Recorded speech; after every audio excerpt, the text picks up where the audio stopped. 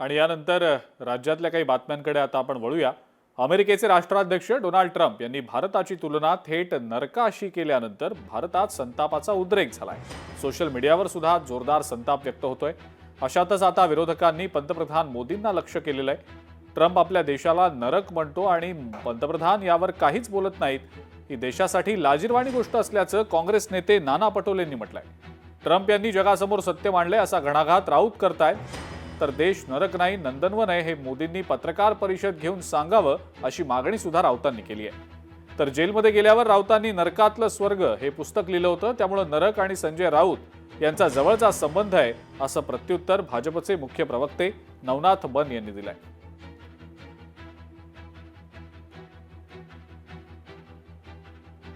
काल आपल्या देशासाठी खरी लाजिरवाणी एक गोष्ट आपण पाहिली की ट्रम्प आपल्या देशाला नरक म्हणतो आहे आणि आपल्या देशाचे 56 इंचीचे प्रधानमंत्री काही बोलायलाच तयार नाही। ज्या देशाला स्वर्ग म्हटलं गेलेलं आहे म्हणून देवी देवतांनी इथं जन्म घेतलेला आहे असं आम्हाला सांगतात, मग त्या देशाला तो बाहेरच्या देशाचा राष्ट्राध्यक्ष तो सांगतो की भारत नरक आहे।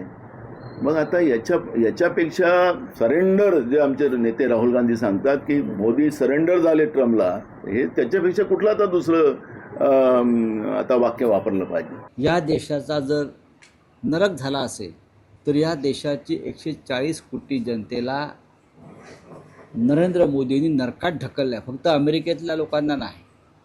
असं कटू सत्य अमेरिकेचे राष्ट्राध्यक्ष व नरेंद्र मोदींचे मित्र माय फ्रेंड डोनाल्ड हे त्यांचे फ्रेंड आहेत, भारताचे आहेत की नाही मला माहीत नाही।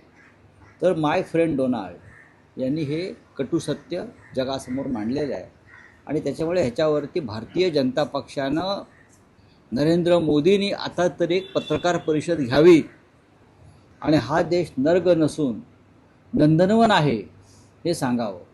हा देश नंदनवन आहे, सोने की चिडिया म्हणून या देशाचा उल्लेख केला जातो आणि आपल्या देशाचा आम्हाला अभिमान आहे।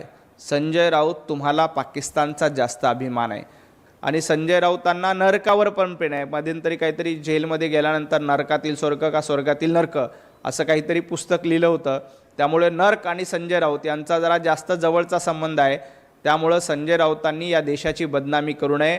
हा देश पंतप्रधान नरेंद्र मोदीजींच्या नेतृत्वात अतिशय सक्षम आणि खंबीरपणे उभा आहे। या देशाकडे कुणीही आज वाकड्या नजरेनं बघू शकत नाही। भाजपचा खेळ आता संपत आलाय असं म्हणत यशोमती ठाकूर यांनी भाजपवर हल्लाबोल केलाय। सामान्य जनतेचा सुद्धा भाजपवर आक्रोश आहे अशी टीका देखील त्यांनी केली आहे।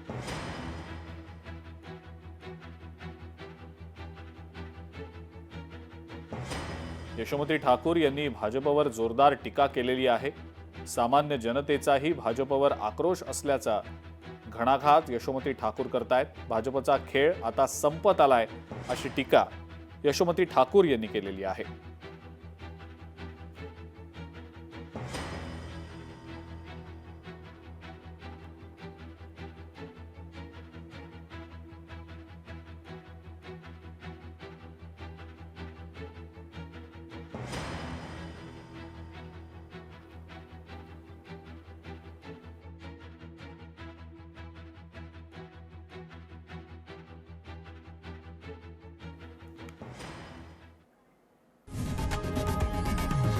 लोकशाही मराठी ऐका, पहा, जागरूक रहा।